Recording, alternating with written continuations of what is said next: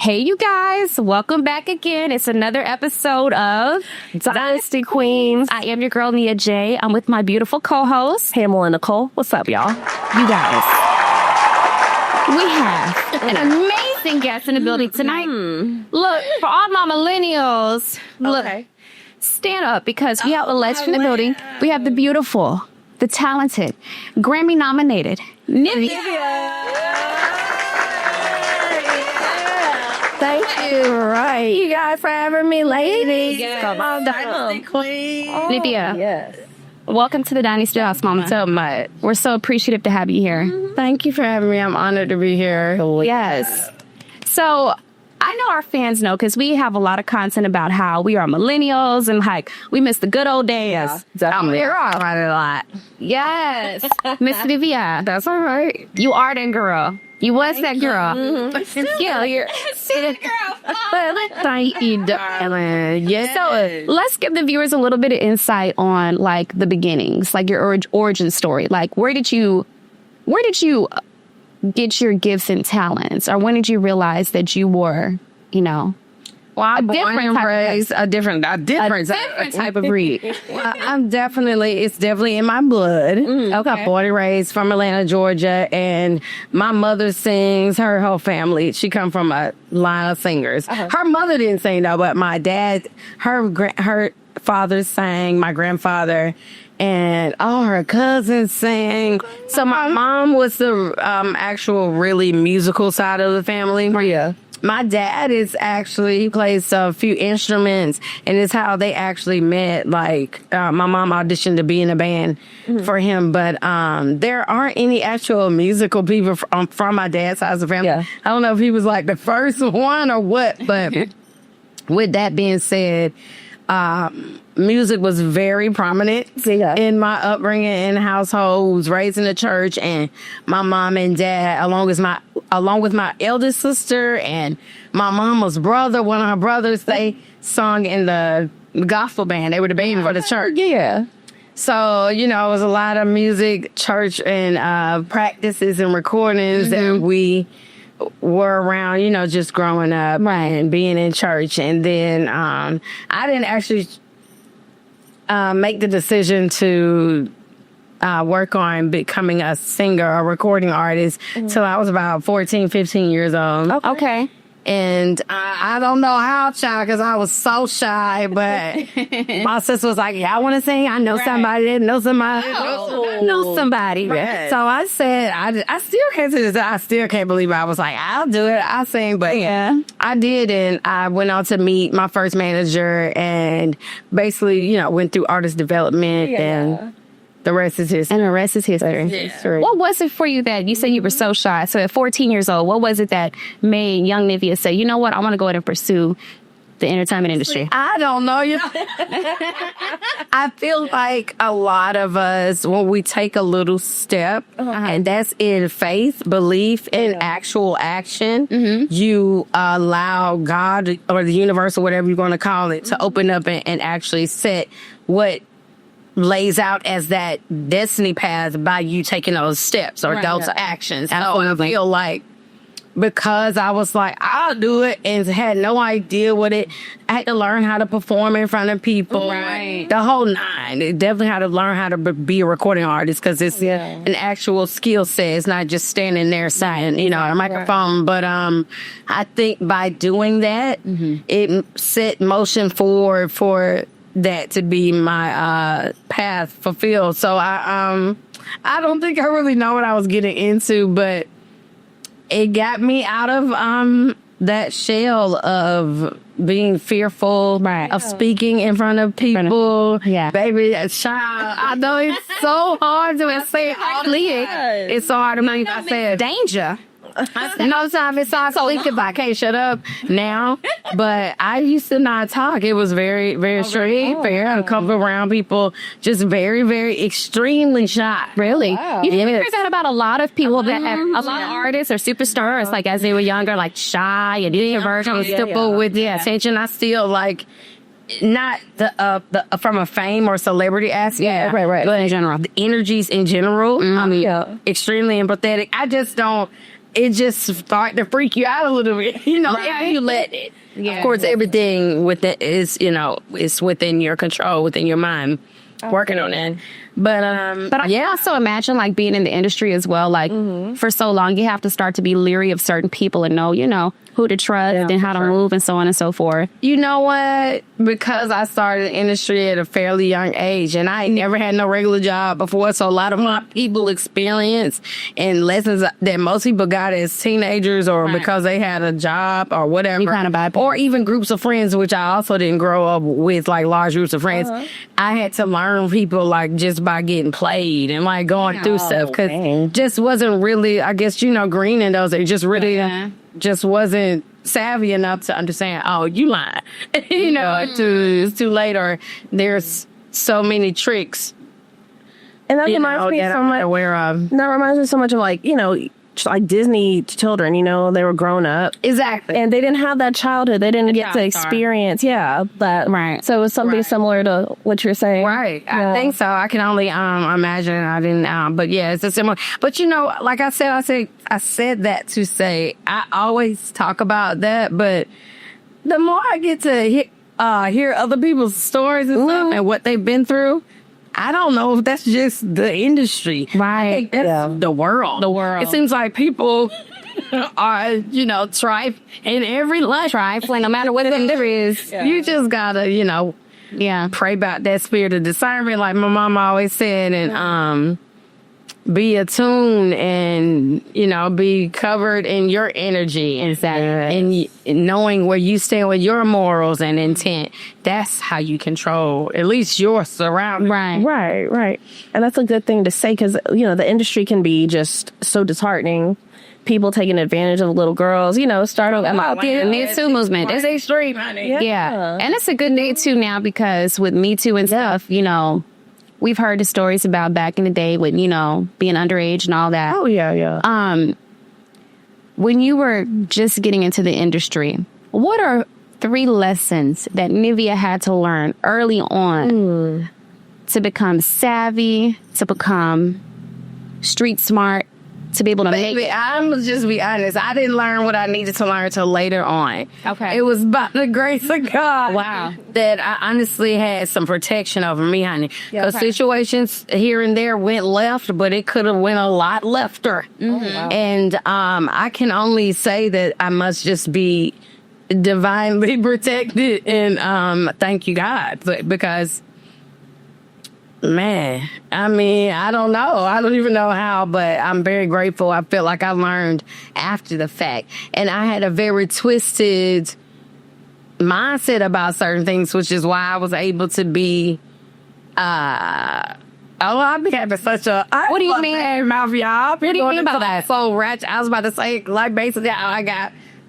was able to be pimped or manipulated or used because of not knowing. So say, for instance, you got somebody, I guess, like me, who was very, not very well experienced or life experienced, but maybe very sexual. Are we talking about a 15-year-old Nivea? What age are we talking right now? So you're young teen. Get back to the beginning. I say industry out to 2 years old. You know, but, you know, I'm trying to, you know, make it long story short. 15-year-old Nivea, they're in the industry. Very sexual energy. But that was the thing back then. No, it's a thing in the industry. In I think our culture. Because we don't talk about it. When things become taboo and don't say this and don't nothing, you're leaving a lot of ignorance to flourish. Yeah. So you're finding out the hard way or through your own experiences. And I actually have to literally learn, oh, that's called a hoe. Like, but after knowing the experience of what that is versus like you hearing it in a song or nobody's really having a conversation. I would have, the conversations to me would be more, it's nothing wrong with it if you like it, if it feel good to you, and it's like you, girl. And you don't have what else to say. And you just go, not that I did this, but for example, an extreme description, you banged the room out. I thank God I ain't never done that one. I did a lot of stuff. I ain't never did that.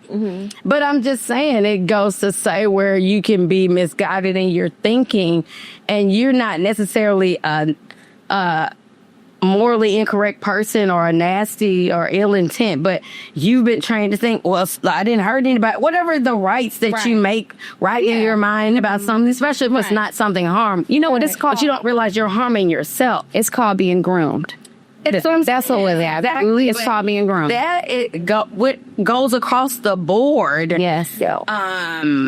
For a young mind that's, like I said, not well experienced. So, not just sexually, bro. Like, in every way. Green and so many other, like, now I'm stealing from you. I'm doing all kind of stuff because you just don't know, bro. Like, you're just ignorant to. So let me ask you a question, Nivea. I would say I learned, as you say, I would say, I mean, I hate to sound so cliche, but educate yourself. Yeah. Like, all the way down to the bone of something. If all I'm doing right now is, say if I'm just a contributor, whatever I'm doing, I need to know about that. I need to learn about getting into it. to maximize it or whatever. Like, whatever I'm doing, know about it. So we were just getting into stuff and not knowing about it. When you first got into the industry and you signed your first deal, who was on your team? Who was by your side, since you feel like you just were kind of thrown into it? You were green. You didn't know really what was going on. My only team for years, from the beginning up and through my record deal and first album, was just me and my manager. Okay. You and your manager. Yeah, we had a business manager who did like paperwork stuff for us, but that was it. That was it. So you really had to like finagle through the industry on your own, kind of figure it out. Or like, Atlanta, of course, we all know it's super booming now in the film, entertainment industry in general. But kind of so has it always been, especially in music. And we went around Atlanta. I was with the Dungeon family originally, and rest in peace, Rico Wade.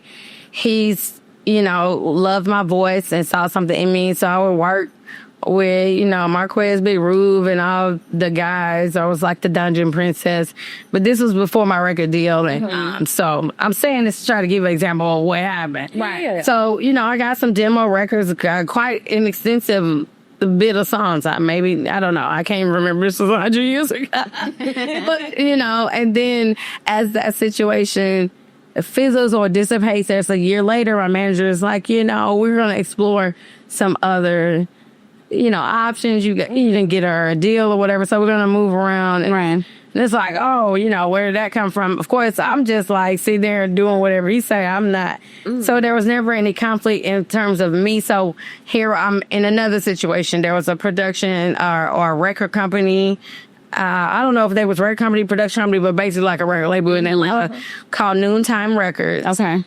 And I also got a lot of songs. We did a lot of songs. That's where I met Jagged Edge, Brian Cox, a lot of other producers and songwriters. So now I got a whole nother stack of songs. Right. And that was like, I could say I was golden for there. So, and a marathon. And here the manager again is like, all right, we done here. Y'all didn't get her no deal. We're going to move on. So now I got 30-something, 40 songs. You still ain't signed with all these people. But that's because we kind of basically like you snatching and grabbing. But he kind of finagled situations out of those camps where they thought I was going to be their artist. Right. And then he was like, oh, well, we done here, move all on. And so it allowed us, fortunately for me, to have the music on our own terms. It's almost like what we're doing today. Not almost, it's like independent control. So you do your own recordings and you do the music. You bring it to a label or distributor. Right. So all you need nowadays really is just a distributor to put your music out there. Well, you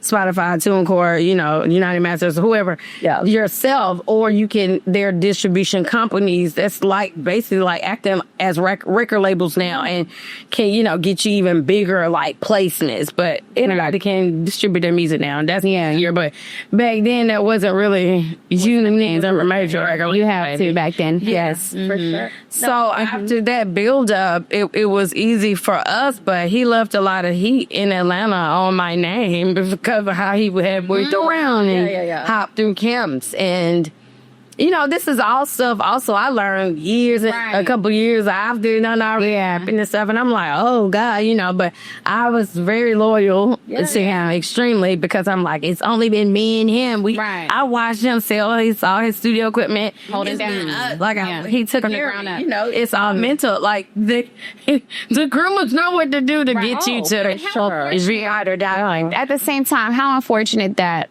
stigma was placed on you as a young girl, not even 18 yet, based on what the manager is doing. You already getting a stigma put on you before you get your first deal. And here we go. I had no knowledge all about the music industry.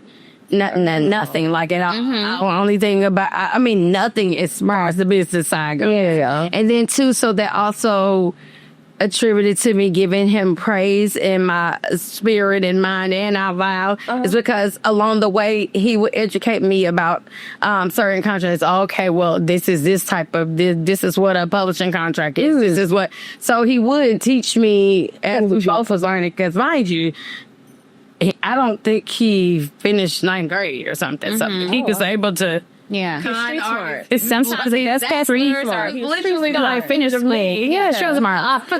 Yeah. So let me get this right. So because I'm assuming he was a narcissist, you're probably gonna get to all that in a little bit. As your career is starting to envelop, right? He's giving you enough to feel like, okay, I'm empowered. I know a little something about publishing and rights and everything, but he still has the leash and he's like, no, I own you. Right, but I didn't know that either still. You didn't know it. Now we're into the record deal. I'm like, 18, 19, and I'm just thinking this is normal until it became I always don't laugh, but I was young. I always wanted a loft or like a loft style. We're talking about 2000, y'all. 2000, 2001. I was like, oh, I want a loft. I wanted it to look like concrete walls. And anyway. And he had found this loft, and I was so happy I got the keys. I had bought this little Tiger Stripe Road because I went to Jamaica, Ocho's Rios. I'll never forget, it was a radio station show. I didn't even know how much money I was getting paid back then, y'all. Oh, good flight out there to do one song for 3 days.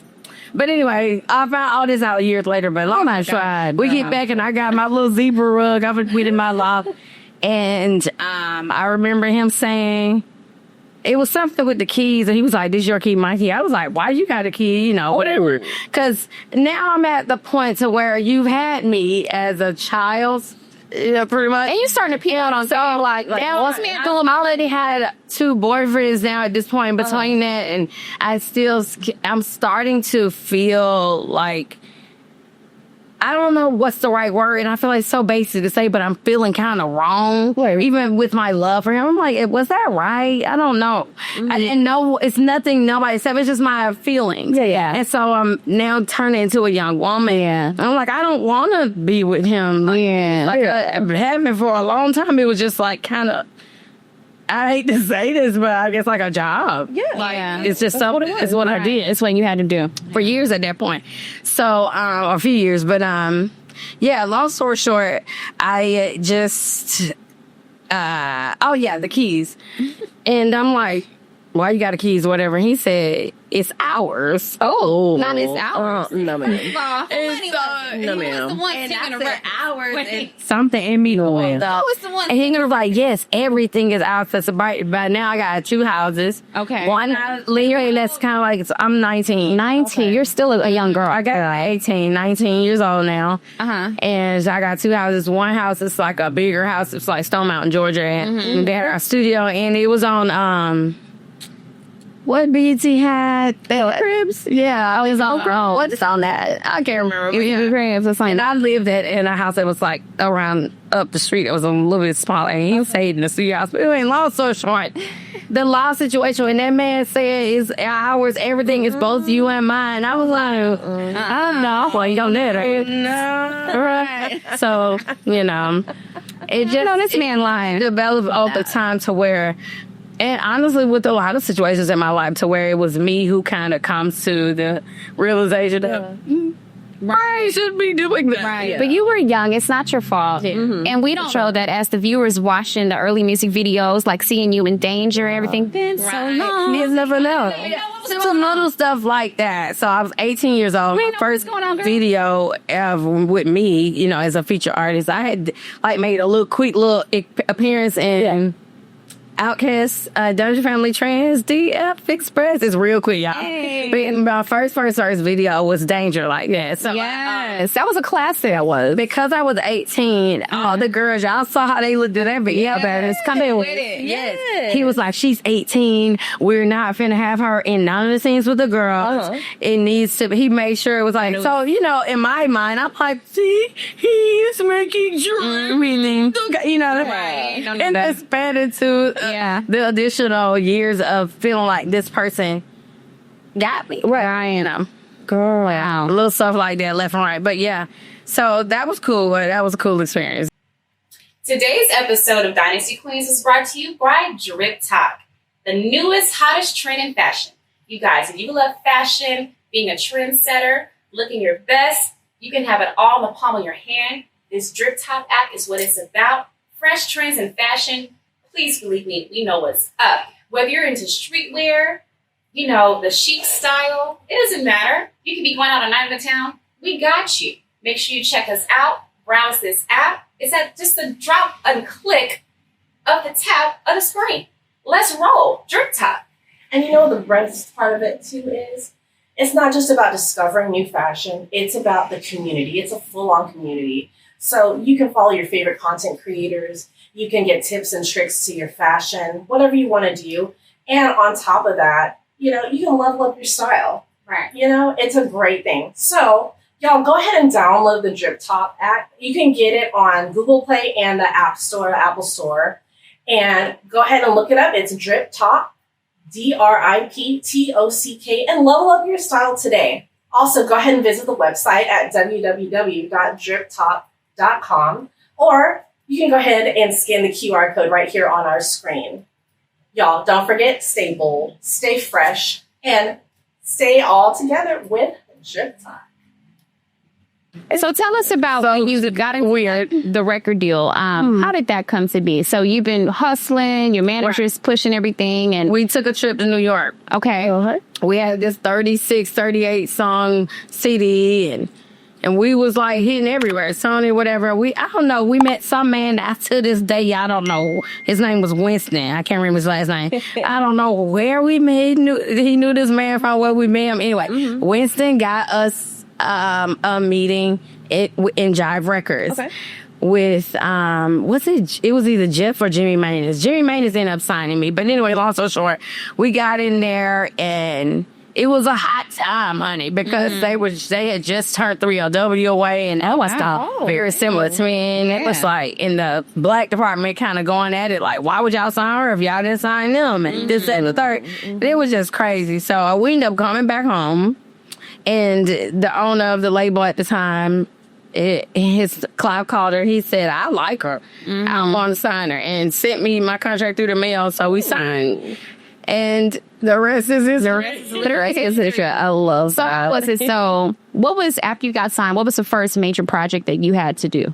Well, because pretty much everything on that long demo was pretty much a lot of my first album from Don't Mess With My Man was on there. Don't Mess With the Radio, because that was my first single. That was Dungeon Family. Still in Love, which I found out later Teacher Moses wrote. I didn't even know. A lot of stories, child, but every artist does. Got me. A lot of my first album, I'm trying to think, was Have Mercy. That was originally demo, or was supposed to be for 702. Mila killed it. All of that was on my first album. Just before I got signed. Right. So we basically, at this point, it was about me proving myself as a writer, closing up some of the other records. And this was at the time to where the label was like, we all working with each other. So it was R. Kelly, NSYNC, Britney Spears, they all on the label. So Jive liked to, and most labels, I think, then, of course, y'all are going to work with each other. Right. So I think I did.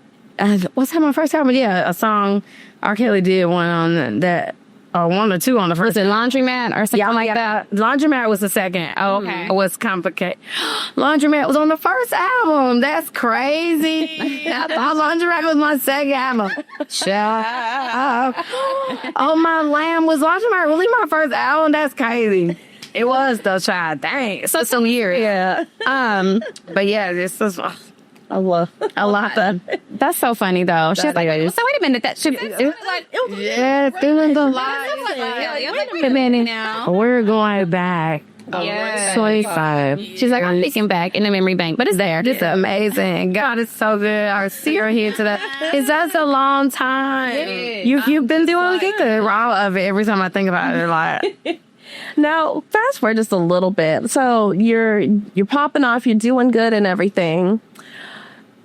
Parenthood, motherhood hits. So tell me about that time in your life when you became a mom. baby, and here we go right back to where I told y'all the not enough life experience hit a bitch up out of it. Sorry for cursing. It's just, I don't know. It's so many things that comes with being a parent that I could never really verbalize it. Especially from how my journey began. Like, I'm like, I did it right. I didn't want kids. And then falling in love and being asked to have kids. So I was like, oh, I'm doing it right. We gonna mom and daddy this thing. And that didn't work out. So it just was so much of what I didn't know. It literally doesn't come with instructions. Yeah. No, I have so many things I learned that I wonder why nobody said, but it's like, what do you say? Right. Parenthood is different for everyone. Raising a child is tremendous. Yes. One around. Oh my God. And I never knew that having children was for you. It's just been far too much I've learned about myself that I just didn't know that was a part of the deal. Oh, yeah. And, you know, learning what seems to be common knowledge now. But at the time, and I don't know why I didn't know this, because as a creative, I hate, or just an ADD person, I don't like to completely, unless I'm in something, of course, I can laser focus. But I didn't know what that would do to me, being stuck in a frame of just this. And it aided in my depression. It's something that changed my life in such a beautiful way. I was so blessed that I had the option to not have to work. I could be with my children. I was obsessed with them, still am. And I was so grateful for that. And it turned so sour because it literally became all that I was. And it was almost like I jumped in somebody else's life. It was like, the life lived before was so drastically after. So let's pause right here for a second, Nivea. So let me ask you something really important. So it seems to me that at this point in your life, you're at a crossroads, right? Because Nivea was the artist. She was a young girl. Yeah. She's in danger, mystical and all that, looking sexy and full of us. Atlanta chick 404. Right.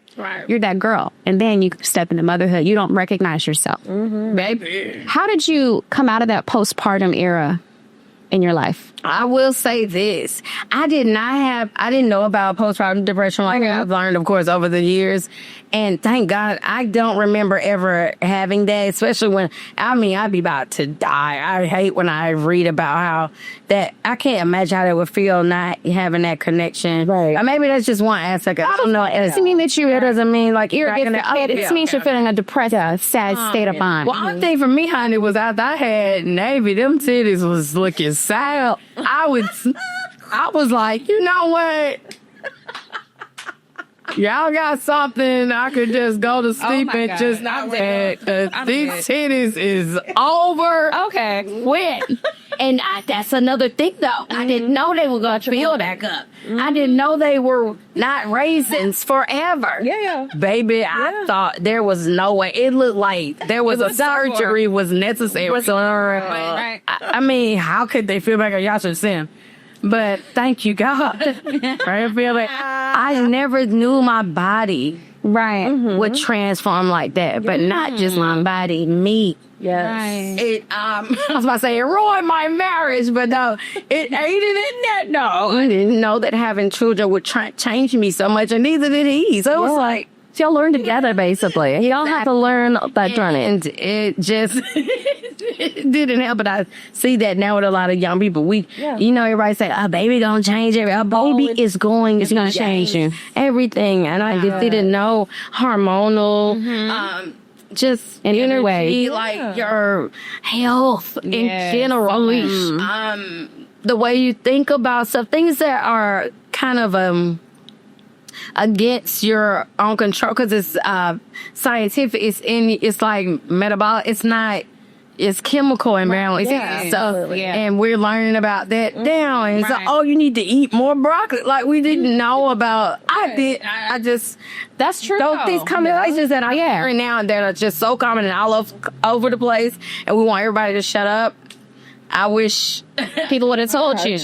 That's true. And the iron in your body and stuff will impact. Even all the way down from breastfeeding. I didn't know why I struggled so hard to produce milk. I wasn't drinking enough water. Oh, okay. Dehydrated. Well, by the third child, which was really my third pregnancy, I'm hearing about the mother's milk tea or something, whatever. I still didn't know that it was just lack of water. Right. But I look at it like you live and you learn, and your journey's your journey. I guess it was supposed to go that way. But the beautiful thing is, though, you're a mother, you have a daughter, you can teach her all these things and let her know, hey, this is how it is from my experience. Hope she has no children, but I don't want my kids to have. Really? Why you say that? I would have to see an improvement in the world that exists now. I understand. It's so lame, but I literally have a heavy heart for what's going on in the world. It's a lot. You didn't want to be Superman so bad. And it's hard for me to sleep sometimes, because it's like you feel so helpless. I'll say, so I feel like me dying or getting ill, or of course getting older, and me I already feel bad. Like I felt like watching my kids get older, I feel even worse. I'm not afraid of death, but I feel even worse about I have to leave you here. And then as we get older, in a much more fragile state in a way. Angela Bassett, Jada Pinkett, I don't plan at all. Halle Berry, I don't plan. You are still young and popping, so I'm saying I plan to be in Miss the health. We have a plethora of examples of what not to do. Right, exactly. And with all the illnesses, I'm not finna do that, bro. I'm gonna be walking, breathing normally, and being able to until I take my last breath. I have a bunch of people I made it. Right. You got to be here for those little people. Just in case you got to be here. But even if you have to be here, you want to be able to sit up on your own and move and do things like that. So it's just so much that goes into it. And as Black women, we have to, even with this blood pressure, there's so many illnesses. Even in pregnancy and also after birth, so many things you can develop that you didn't have before. Like, I'm just saying all this to say life teaches you some other stuff that you're not. I know I wasn't prepared. But you're still here. My lamb. And it was cute because the kids was little or whatever, right? And so we used to go to the store. Child used to be everywhere. Dollar Tree, I don't care. And they were like, Nivea, girl, Lil Wayne, my baby daddy. I'm like, I get that everywhere. I'm like, yeah, I know. And that went on for years because I was, mommy for a strong 10 years. Right. Yeah. And it was just so ironic now. The past, it's been like 4 years. 4 or 5 years, 5-6 years I've been back to music. And for the kids to see it now and they're older, it's just so weird. They remember it took that period. Yeah, they only ever knew me as mom, right? And then they took my oldest son, shout out to Chris, to start digging up my old music. He would come play it from me because I didn't even listen to it. I guess I was scarred. She was going through that trauma. I ain't feel one. I was kidding. I don't want to hear that mess. But I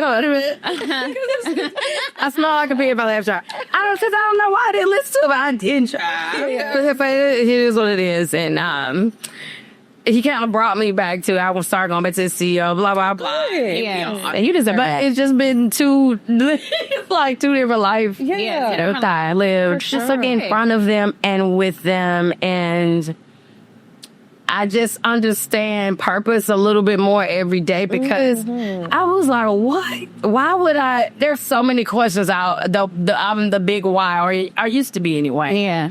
And a lot of things just didn't make sense to me. Yeah. And then later on, it's like, that's why, bro. Yeah. This had to go this way because this wouldn't have happened any other way if not. So, Right. And I had to say it that vaguely because I have way too many examples. That's okay. Yeah, you know what? I tell people all the time, the premise of our platform here is for people to be their raw, true, authentic self. Absolutely. So I'm so sure that the viewers that know you as that legend, that millennial gift, that voice, that talent, they will appreciate this raw, this raw version. We're growing with you. Yeah, we You know, are. Literally. We know one version. Baby, we're good. Look, and then Pamela looking so young to the roadies. I was like, we with you. I forgot y'all say that. Oh, yeah, baby. Well, y'all look great. Thank you, baby. So you. I do want to ask you. So we are going through motherhood. What brought you to TV, reality TV? Oh, my lamb. So, well, I have I want to say that. I would say I have to watch my mouth, child. Okay. So I used to have a super duper reckless mouth. Okay. And so I'm talking about since the beginning of when reality TV started. Right. I've been asked to join. And Aries is great for reality TV. Baby, I agree. Gonna talk that. I didn't have my children, especially in that time frame. They were very young. Yeah. I'd have been on every show. Y'all know I had this girl. I would have ate it up. You hear me? Yeah. But it was nothing so I was ever interested in. I was like, I want to be on TV. I always wanted to write for like sitcoms and stuff. Okay, behind the scenes. I did think about acting though, but anyway, I never thought about reality TV. I always said, no, my children, child, I'm shocking them in the house. They don't need to see it on TV too. They be like, mommy, I'm in the house. yes, child. I literally say exactly how I feel. And with little to no filter. I'm a lot better now. But back then it was bad. And I just didn't want them to grow up being like, Mama, why did you say that? We had enough on the internet of me looking and sounding. I'm good. We have that covered. Box checked. Right. So when I got back into music like 2019, I put a song I called Circles. Circles is so five. Y'all ain't heard it. Y'all better go check out Circles. Circles. Yeah. Y'all heard it first from Nivea, y'all. Yes, Circles, baby. I love Circles. And I put out a project called Mirrors. Okay. It's all over the place, but I don't care. I still love the album. That's where I was at the time. But after that, it was like, I totally lost my point. What was the point? We were talking about reality TV. Okay, so after that, I kept still receiving, calls to do certain shows. Sorry, my ankle itch. Oh, my lamb. Girl, scratch that ankle. Girl, Get that itch. Get that itch. I was initially interested in this show in particular. Like I was going to do R&B Divas too, y'all. But then I ultimately ended up not doing it. I could have seen that. Yeah, I was doing because I was like, you know what? If it's music-based, but yet again, that was years prior. Yeah. So now, what is this, 2020, 2021? Carlos King reached out, was like, I want to do a show. It's about singers coming together, other girl singers to form a group. Mind you, I'm thinking it's other singers who've never been in a group before. Right. I was the only one that never been in a group, but I thought it would be cool because, it was music. Right. I, for once, wouldn't have to be the lead, Yeah. I can do a little back, just fill it back, Just take a break. Kumbaya. We I all wanted to be in a group with them before. I just thought it might be a cool experiment. It was music related. Yeah. I knew it was help sharpen me. Yeah. Let's go. It's like, why not? It's not the other shows. It's music. And you were getting back into the industry, so it was a good thing. Okay, do it. But it was COVID. And we really had to film in the house for 30 days and couldn't leave and no one could come in. The camera people was doubled. We couldn't even see them. It looked like aliens. It was crazy. And I only made it 26 days. I was like, I'm out. But it still was a cool experience. I don't regret it. All the songs were fire. Yeah. Rest in peace, Irish. The show was dope, though. It still was fun. When I watch it now, I crack up.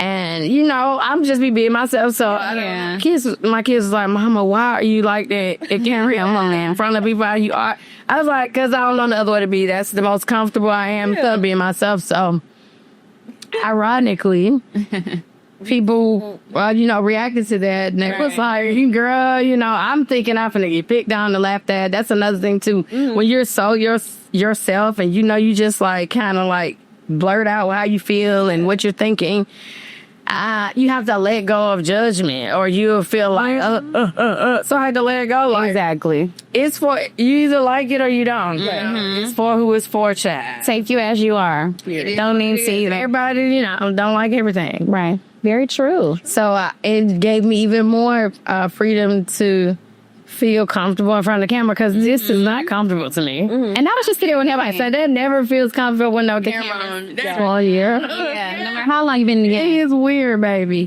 but TV is new to me. So she's been on a little show. It's been 3 now. Yeah, you've been on 3. So talk about the next one. Yeah, the trip, the birthday trip. It's been so different. So after Encore, though, I did Queen's Court. Queen's Court, yeah. Queen's Court. And it just was another testament. Shout out to Will Packer. He said, I watched Encore and I want you to come on my show and be just you, just how you play. So it's just like that. Oh, are you open to that? Are you in a relationship right now? Blah, blah, blah. We did all that.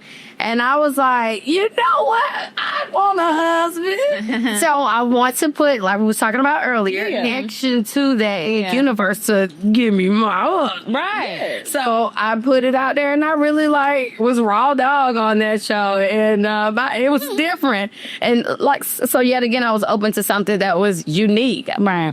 No, not really interested in reality TV per se, but I thought it was a unique experience. And then, you know, being more educated in the industry and knowing that in entertainment, it's always wise if the opportunity exists to cross brand, whether from film to art to whatever, the music to, you know, you better get in where you fit. You never know what's going to pop for real. Very true.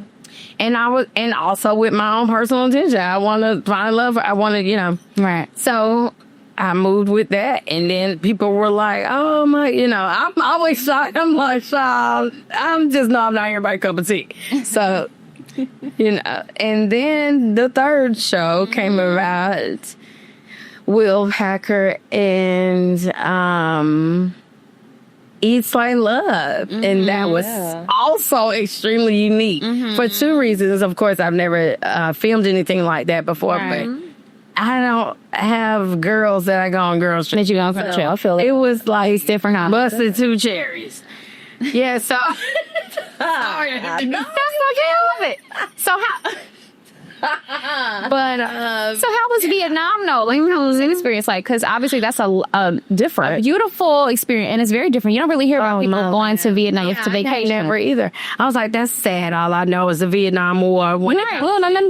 That's just sad. Right. So how was your experience? And it was amazing. I didn't even realize it was going to be a spiritual trip for me at all.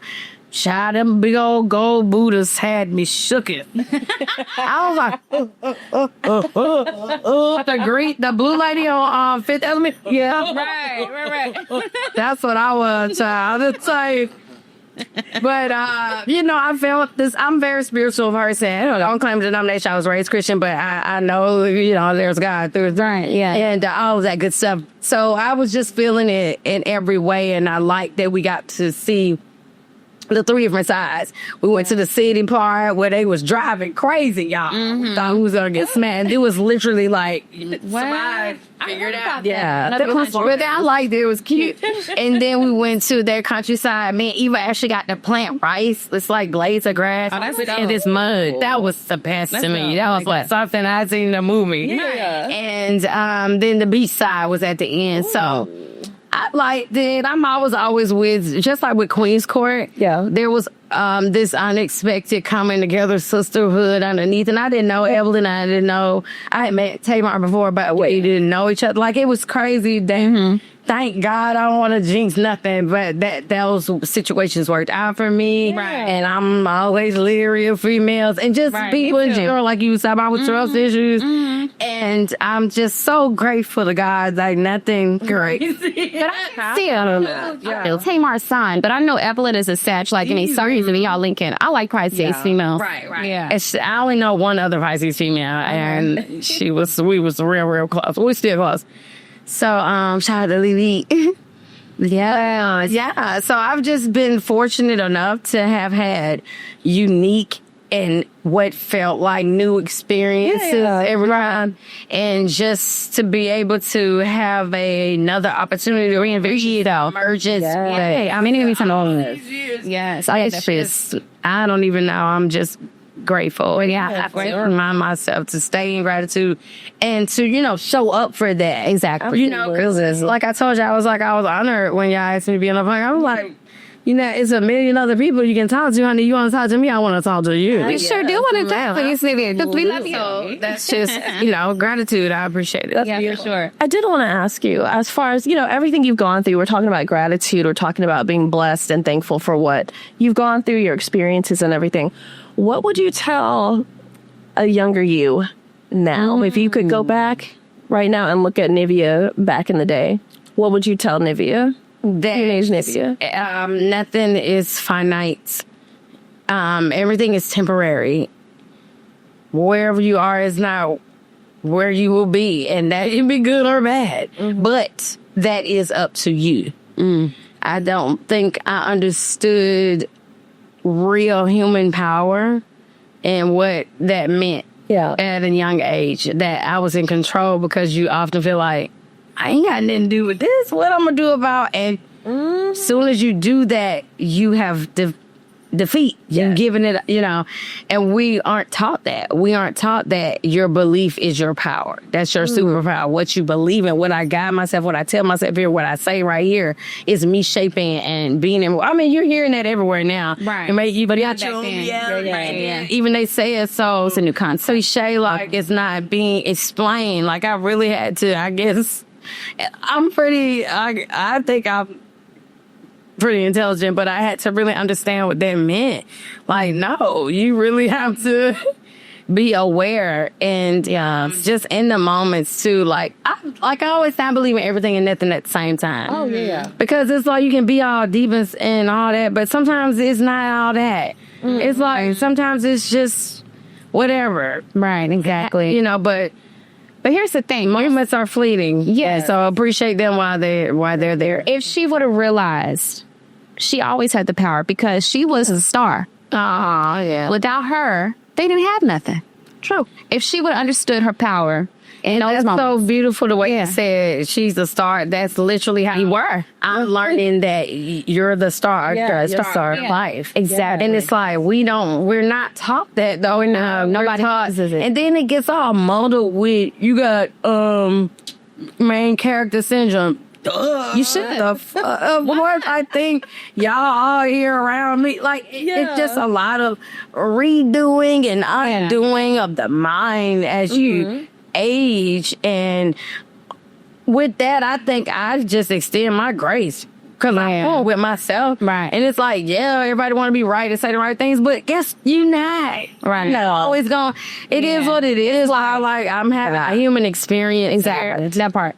I'm meant to do something to you, whether that's piss you off or move you to do something about it. And it's crazy because it really, your story, like your origin story of how you got into industry, it really is the days of, because you were the talent, you have the look, the voice, all that good stuff, the vibe. It was packaged in a way that you didn't know what the hell was going on. You didn't even know who was writing songs. That was a part of the lure. The part of the lure was to be a bit mysterious. Don't tell your business because there wasn't no social media then. Don't need to be booed up. You need to be single and free. What was some of the this is basic common stuff too. And I think that's really it. Yeah. For the most part, I can't really think I would have to ask you a question also, Nivea. You kind of touched base a little bit about, your children and everything. Mm-hmm. How was it? Because you brought up the fact that you was Wayne's baby mama. You brought it up. Yeah. Right. So how have you maneuvered having a blended family over, the years? How has that worked out for you? It has been all over the place. It's been interesting, if you can imagine, because it's not like I don't really know, not personally anyway, that I can maybe relate the situation with my children and others. Both of y'all parents is famous on both sides, and the other moms attached and stuff. It's just really weird. How's the relationship with like the moms and stuff and the dynamic? It's good. I wouldn't say that it was in the beginning. I would say it was more of an actual relationship. Now it's kept with stuff like in the football games. We let the kids, because it's really about the kids. Right. I mean, We think that's the most important thing. Let them siblings know each other. Right. I gotta hang out with you. Right. I mean, but I love all of them, though. We actually hang out with all of them because. Okay. When women could put all that other stuff to the side, put the ding-ling in the past to the side, and focus on. Well, maybe that was the thing too, though. Everybody was our head already had they run. I think they was over. It was like here we are. But and then it's cool. Like I would say, the fathers of my children, I love them.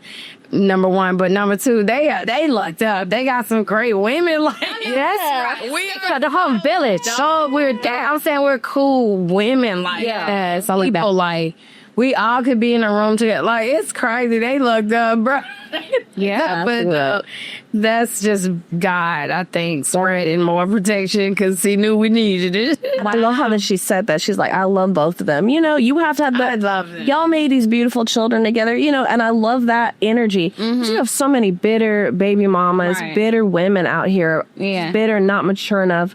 And spiritually, it is what it is. I've had many conversations with my sister because, we didn't want to be single moms. We didn't want to have multiple kids and you're not with the father. It's like all that stuff aids into why people stay in unhealthy situations. That's true too. And they just want to please save face, even it really be for their own psyche, their own oh God, and it's really not realistic. It's like, why can't we be honest about that? That's just not even honest. Like, true. It has happened in real life. Exactly. And you have to let go of the idea was like, obviously that child was meant to be here.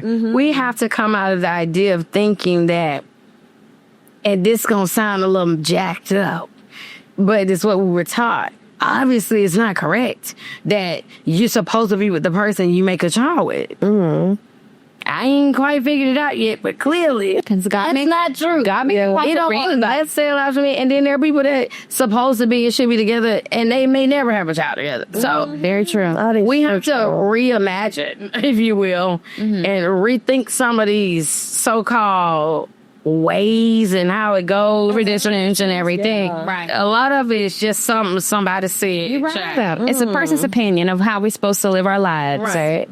I say a bunch of diggity boys of moral and moral correctness and what's just right and wrong, like not hurting or harming anybody.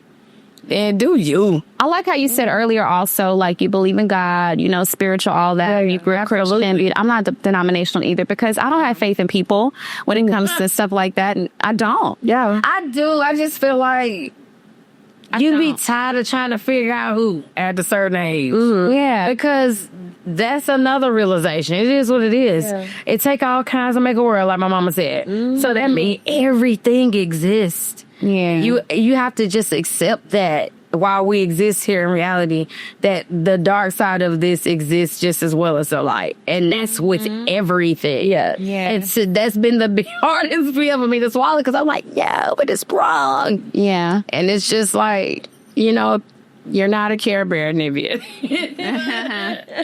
And that's been hard for me. A lot of that shelteredness also had me,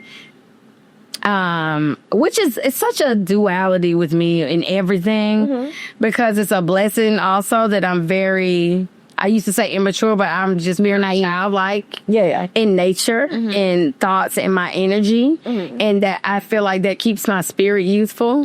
But it also aided in me kind of maturing quick. In other ways, because I had to, like a woman anyway. So portraying, but still being a child and as a young woman, not getting there till much later. You know what I'm also thinking? I mean, you did say that when you were on the set of like Danger, they kind of had you separate from the video vixens, but a lot of the teenagers back then were overtly sexualized. They were a lot of back then. You said they were? I feel like they were, as far as like the music and the content. Like they were 15 years old singing like they were 20 something about love, and so they know nothing about love. People say they were really the content of this music. So the music, that's all. Much more mature. Mature, that's the word. In the way the things they sung about and how they sung and the way they sung. They voices sounded more. You're right. You know someone I thought about. Listen to my stuff. Yeah, you too. When I listen to my, I'm like, why I sound 35 then? You try to, I don't know what that was about.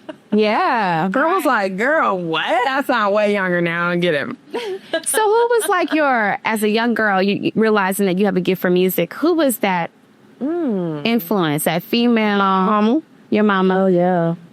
She get it from her mama. I'm a lady guy. Okay. Child of Victoria. No, but my mom been singing forever, child. Okay. And music just always been around. You know, we was radio baby. What was the dance like the instrument. Motown in the house. It was playing. What's fun? There was a huge Luther Vandross fan. What am I saying? We growing up on Luther, but you know, my dad into Allman Brothers band. So I got rock, gospel, hop, jazz, and a lot of the two, because it was like two different things. What kind of jazz was your dad listening to? And my mom liked jazz. Oh, your mom. What was she listening to? She liked Billie Holiday. Like, it's a strange fruit to me when I was younger. Strange fruit. I couldn't get into it. Sounded like somebody, it just scared me. It wasn't this Mahalia Jackson commercial that came on. It just scared me, and it was like, it just shook my spirit, and I don't think I understood what that was. Them jazz songs used to sound so sad. If you listen to the lyrics so heavily, you know that. You know, Nina Simone, which I love. They're very conscious. And here's like Billie Holiday, like Strange Fruit, stuff like. If you listen to the lyrics, it's very. Well, we didn't understand. I didn't even know what she. What she sound like? What?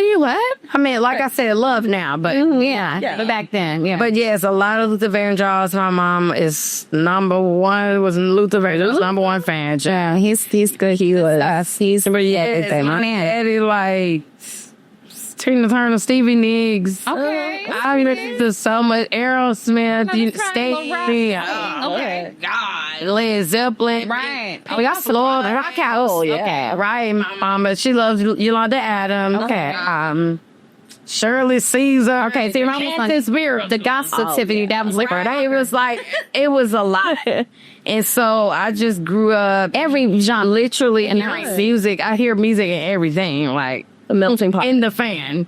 I'm already making up a song in the fan. So it's just a way of being. My first me wanting to be like, I want to sing or try to sing their song. I didn't want to sing for nobody else though. Was Mariah. Or Vision of Love. The Vision of Love did it for me. Yes.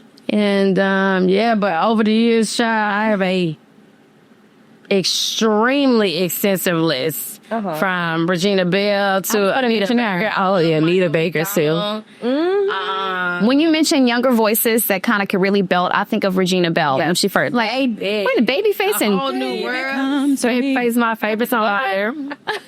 I mean, the list is long. Yeah. You said Michael McDonald. Love him. She's giving me like it's nostalgia because I grew up that way too. Doobie Brothers. And we supposed to stop listening. Man, it's just my mother loved doo-wop. So into that too. I mean, Gladys Knight. It's just a lot.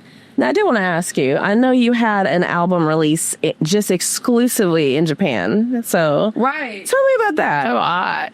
So, the irony, and now I didn't even think about it. My first album there was 2 releases. One release was over here, and there was another release in Japan. And it had separate songs. It's a song I did with Candy, shout out to Candy Berries, and a couple other songs that wasn't on the American one. Yeah. But yeah, in 2006, just had popped them twins out. Me and my husband at the time, me and Dream, we did a distribution deal. We were independent with a company called Formula One Records. And it was just for them to release the album overseas. And we did a show called Animalistic. How about y'all? And this was 2006. This year, now it's on like Spotify. I don't know what it's on. Somebody texted to me. I was like, what the? How did that even happen? And then we talking about almost 20, what's that? Yeah. 19 years later. Yeah, 19 years later on Spotify. But yeah, so we did that. And yeah, I kind of had forgot all about it. I love the songs, but a lot of them, this was after I just had my twins. So I'm 3 kids in, because my daughter and my twin boy is only 11 months apart. Oh, wow. They're not even a 4-year. So basically triplets. That was a lot of babies back to back. That is. Look. Yeah, so my voice was going through right. Yes, it was, and it's very obvious, prominent into my ears when I hear the project, and the mixes is crazy. Like, we literally did it. It took me back to my roots when I started, where we did all the demo, basically the album. Recorded, wrote all of it. We produced it. It was crazy. He did the tracks, and we recorded it and wrote the record. Oh, wow. So it was a lot of, I always say, him coming into his versatility as a writer and stuff, because a lot of it, I listened back to, I was like, oh my God, taking me back. But I can see that being a birth of a lot that, of course, almost 20 years later, he's done. Oh my God, it's such an extensive collection of works. But yeah, and that was that. I didn't even think about coming back to music again for another 13 years, child. Wow. Isn't that crazy? So the hiatus, what sprung about the hiatus, and what made you want to come back into the industry? Well, a few things. I felt like I didn't really have no help. So like, I can't come back and be a singer again with these 3 little babies, and then I got pregnant. I got back one and got pregnant with Neil, and the 4th baby. And I'm like, I can't. I thought that was never possible. It's too much. I didn't even think about it, honestly. Oh, wow. You just stayed in a room. For a few years, before I actually decided back, I had a dream. I had a conversation with Dream. I had a dream. God, don't strike me. What did I say? I had a dream today. I had a dream. Love that dream. Ooh, I feel a new song. I had a dream. So I had a conversation with Dream, and he said something real to me, because I was like, how do I help me? Or ain't nobody. No, I kind of said something. Well, I didn't say it, but I said it. I tried to not take accountability for what I was saying. I was like, I don't know what it is. Nobody from back in the day ever called me or reached out or tried to help me. I kind of said it lightly, whatever. And he put that right into perspective. He was like, have you ever tried to call anybody from your family? Oh, wow. Threw it in your face. And it also helped me start thinking more about the actions and energies you put into the universe. You say you want something, manifest it. Manifest it, baby. Really? Do you really? And I had to learn what that really meant. People like to throw manifestation around, but all this stuff I had to just work through and learn on my own what it really meant. Like, what does that work look like? Exactly. So I didn't know, like, okay, so I had to just randomly start going back to the studio. And then all of a sudden, I got a track sent to me. Oh, actually, it was Wayne. He sent me a song. Mind you, I think like every year he would say he would send me a song. He never did. He said, I went in the studio. Why wouldn't you do it? You wouldn't finish the songs. You just... no, I hadn't been to the studio in years. So I went to the studio and I was just like, okay, y'all know this song. I love this song by Designer. Timmy Turner. I don't know what he's saying, and God forgive me if it's bad words, because I think it's some bad words, but the melody is fire. Oh, yeah. Anyway, I like that song, and so I remixed it. I wrote a song about how my homegirl was about to, like, screw her dude because he was trashed her or whatever, and that, you know, she would be rewarded later in life with the love she deserved, blah, blah, blah. So I'm like, basically, the good girl turned bad. I was like, you know, talking crap about he wish I was on him, like, you wish, like, the girl that we used to do, which was totally not my persona, but I wanted to, you know, be back on the record. Yeah. Anyway, so I'm having fun. Basically, I'm saying all that to say. Yeah. And then I get a track email to me. Ooh. I was like, oh my Lord, me actually said something. And it was Dope New Gospel. And it wasn't called at the time. It was just a track. And he was like, say whatever you want to say. Right. And I just like, it's still way too long. I don't know. And the rap was using the hook to actually play off that people would maybe think I was talking about him. I was talking about, you kind of it's been way too long. And I wonder what it's been like trying to get back right with you. Yeah. That meant me in my career. Yeah, I love that. It's been so long with music. I wonder what's been up with y'all. How do I get back to this part of me or where I used to be? Exactly. And so I was talking to myself in that. I ain't that deep, but it's that deep. It is poetic. And so I sent it back to him. We also did another song, but that didn't make the cut. Anyway, I sent that song to him and he loved it. But it wasn't until a year later, I went on forward and was trying to put circles out. I was like, I got a song. I didn't have a manager at the time. My best friend, that's my manager now, shout out to Zoe. We were exploring managers. So we was doing like a trial run with this guy in New York. Yeah. And we was up there, child, we know what we're doing. But we saw the video and everything. And I was like, okay, I'm doing something. You know, hadn't even put the album together yet at all. And Wayne calls me and was like, oh, I'm about to put that song on the car that we did last year. And I was like, oh my lamb, I'm about to put a song out finally. Whatever. And it was just working out. And I'm like, wow, that's manifestation. Yeah, exactly. It also relates back to in Christianity, faith without works. Like a lot of the sayings are the same, but in different words. It's like, oh, bro, if I had never made a step to do something, even if it's a little bit, you're not gonna get a return in there. Right. You're not putting anything towards it. Yeah, exactly. So, oh, that's what that meant. I hate how simple things kind of come together. You feel dumb. You're like, oh, that's what that meant. But that's okay. It's a lesson in a lot of my life. Yeah, I love that. It's like, you know. She can simply laugh at her experiences and just keep it. You have to. Nothing else I can do. And I love to laugh probably way too much. It's so light, you know, and Hala is relentlessly listening to very light. But I know that fire. Ooh, baby, you already know. That's why I run for confrontation, baby. Me too. You are for that out of me because I don't want to go there. And once I go there, I'll kill you. I'm sorry. It's to the death. Some plastic. It is going left. I get that. To say the least. So I run from conflict. And maybe at this big age, I'm not fighting fair. That's number one. But I have to say, Nivea, you look amazing. You look great. She does. It looks like life is treating you really well these days. Absolutely. That space of gratitude, baby. Yeah. I know that's right. And I need everybody that's watching, make sure you subscribe to Dynasty Queens. And some comments for Nivea. You know, let's show her some love. Yes. Let's give her her welcome back into the industry as she's made some moves, got new music on the way. Look out for my social media on everything. This is Nivea. I got a new song coming out called Ferris Wheel. It's fire. Drop a little bit of Ferris Wheel. Go ahead. You make me a villain. Instead of growing up and dealing with your feelings. He's a real soulful rapper.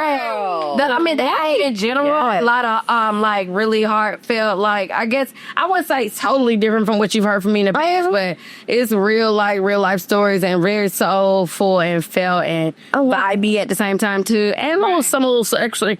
But I'm very proud of this record. It took 3 years to put out, y'all. But you respect that piece. It's a single and the music to come, and the fact that people still give me whole space for me, I'm very grateful. And thank y'all so much. Thank you so much. I want to tell you one thing before we close. You are a queen. Oh, you are too. Period. We're going to make sure that crown is straight. Yes. Not tilted. You've had a journey, but you're back.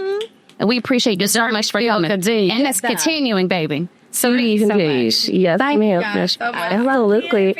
But of course, in closing, I am Pamela Nicole, and I've got my gorgeous co-host Nia J, baby. Yeah, and this has been Dynasty Queens. And we're out.